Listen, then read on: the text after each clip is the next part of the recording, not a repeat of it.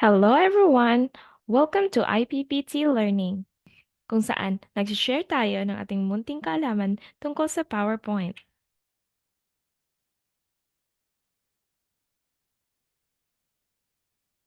Paano kaya ito gawin? Tara, simulan na natin!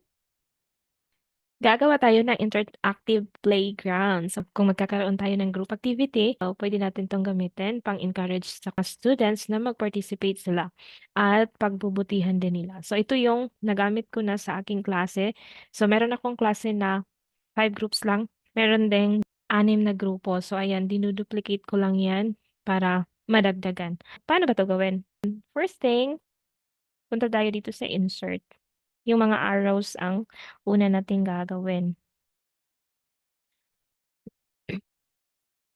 Mag-insert lang tayo ng arrow from online. Maghanap tayo ng maganda. Hindi na ako maghanap ng arrow na katulad ng nagawa ko kasi hindi naman kailangan. Dapat pareho talaga. At least any arrow or kung ano yung gusto ninyong design. Here, the next one we need to do is student. Student caricature. So, kunyari ito. Pwede din kung may pictures yung mga students ninyo, manghingi kayo. Tapos kunan niyo lang ng background o student, may dala talagang bag. Ayan, naglalakad siya. Kasi maglalakad naman talaga siya mamaya. Next we're gonna do is, we are going to take some blocks. So, mag-i-insert naman tayo ng mga blocks. So, itong mga blocks, ida-duplicate lang natin kung ilang steps ang gusto niyo hanggang sa makaabot sila sa finish line. Sa akin kasi is 5 lang. 5. Tapos yung dito sa last, nag-insert lang ako ng finish line. Finish line. Yung iba ko din ginawa, pwede ding trophy, para at least parang nakakuha sila ng trophy. So sa online students ko ay trophy yung ginagamit ko. Kasi sa platform namin may trophy. So ayun na, nasanay na sila sa trophy. So kung may achievement sila, sasabihin, where's my trophy? So ayun, remove lang natin ng background para hindi mag-ano to. We're just gonna crop it so that it won't mess it out from the others later when we do some editing. Yeah, here. Okay, so pwedeng lagay mo dyan. Finish. Pwede naman na i-duplicate mo to as 1 or pwede din na i-duplicate mo to pagkatapos na ng mga animation. So, pagpalagay natin na pare-pareho lang yung pictures katulad nito ng ginawa ko. Kasi kung iba-iba ang pictures, kunyari nag-enter ka dito ng iba't ibang pictures ng iyong mga estudyante, kung gusto mo talagang mas personalize, so kailangan mong gumawa ng animation isa-isa sa kanila. Pero 'pag hindi naman gaanong personalize yung gusto mo, so pwede mo na lang 'tong i-delete at saka ito, duplicate mo na lang pagkatapos ng animation para mas madali. Lalagay na tayo ngayon ng animations. Unahin natin 'tong arrow. Go to animations and then click the drop down here. Choose emphasis, choose false. Tapos itong student. So, ang kailangan ng ating student ay magpo-forward siya kung magkakaroon siya ng correct answer. So, ano yung animations na kailangan natin dito? Punta tayo sa animations and then more motion paths. So, dito sa more motion paths, hover your mouse through the line curves and then itong right. Kasi pa-right ang movement ng ating student. Click OK. Okay, so kung makikita niyo, nagkakaroon siya ng parang shadow dito and then it's until here. I-drag lang natin siya papunta dyan sa dapat na block na kanyang uusugan. Tapos, andyan na siya. And then, if we are going to put this in a slideshow, wala namang mangyayari. So, ito lang si arrow ang nagpa-pause. What are we going to do is put a trigger here. So, click this and then go to trigger on click of arrow. So, ibig sabihin, pag i-click niyo yung arrow, magmo-move si student.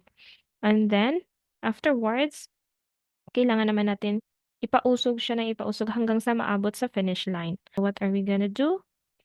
I-click natin uli, add animation, and then go to motion paths again. then the same motion right, and then click OK. So if you can see here, we have the green circle and this red circle. So ito yung saan siya nanggaling. So imo-move lang natin siya pa dito kasi we assume that yung first movement ay nandito na siya. So from here up to there. So isasakto lang natin yung mga paa niya sa block. Okay, tapos ayun ulit. Go to trigger, click on arrow. Let us look at that kung nag-i-effect na ba yung animation natin. Okay, there you go. Next one, yeah, perfect. But nakatago ang paa ng ating student. So, anong gagawin natin diyan? Okay, so iha-highlight lang natin 'to kasi pare-pareho naman 'yan ng, ah, magiging effect. So, ise-send backward natin 'to. Okay, go to format picture, send backward. And then, we'll try. Okay, there you go. Yeah. Okay, so we just have to finish this one and repeat the same process.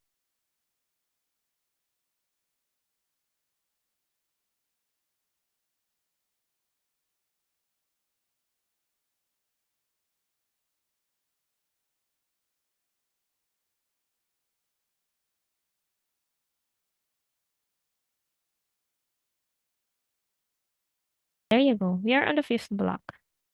So, ang gagawin natin dito ay ibang animation kasi pang-finish na 'to. Okay, taas lang natin siya ng konti.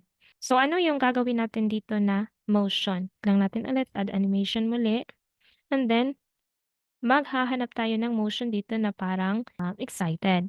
Okay. So, sa aking, nagawa na zigzag, you can pull this out to through the finish line. Here you go. Trigger natin ulit and click of the arrow. Okay, titingnan na natin kung anong effect ng ating ginawa.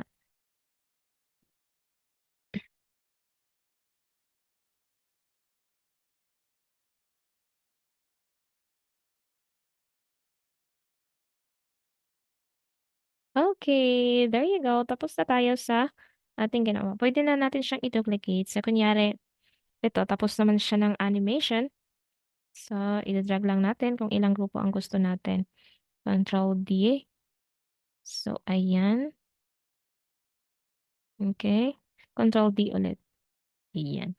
Kung meron kayong mga pangalan ng grupo ninyo, pwede niyong ilagay dito na part. So, kunyari, um, gusto kong magdagdag dito, insert lang tayo ng text box. So, dito na part or dito sa before. So, sa akin kasi dito ko siya nilagay.